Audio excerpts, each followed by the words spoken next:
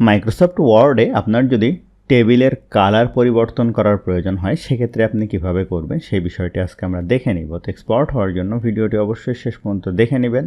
এছাড়া আপনি আমার চ্যানেলে নতুন হয়ে থাকলে চ্যানেলটি অবশ্যই সাবস্ক্রাইব করে নেবেন। তো চলুন শুরু করা যাক। তো আমরা টেবিল ইনসার্ট করার জন্য ইনসার্টে যাব, টেবিলে যাব। এখান থেকে আপনি যে ধরনের টেবিল ইনসার্ট করতে চান আপনি করতে পারেন। এখন আমি যে বর্ডার কালার যদি চেঞ্জ করতে চাই সেক্ষেত্রে এই যে কর্নারে 4 অ্যারো কি এখানে ক্লিক করব, তাহলে পুরো টেবিলটা সিলেক্ট হবে। এখানে রাইট বাটন ক্লিক করে টেবিল প্রপার্টিসে যাব এবং এখান থেকে আমরা যাব বর্ডার অ্যান্ড শেডিং।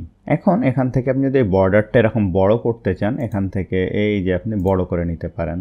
আমার কিন্তু মাইক্রোসফট এক্সেল, ওয়ার্ড, পাওয়ার পয়েন্টের বিগিনার থেকে অ্যাডভান্স পর্যন্ত পেইড কোর্স আছে। সে সম্পর্কে জানতে ভিডিওর ডেসক্রিপশন বা নিচে দেওয়া হোয়াটসঅ্যাপ নাম্বারে যোগাযোগ করতে পারেন। এখন দেখেন এখানে আছে কালার, আপনি কোন কালার চান। আমি এই কালারটা চাই। আমি এখন ওকের উপরে ক্লিক করি, ওকে দেই। দেখেন কালারটা চেঞ্জ হয়ে গেল। তো আশা করছি ভিডিওটা আপনাদের জন্য হেল্পফুল ছিল। ভিডিওটি ভালো লাগলে অবশ্যই লাইক করবেন, কেমন লাগলো কমেন্ট করবেন, আপনার বন্ধুদের শেয়ার করতে ভুলবেন না।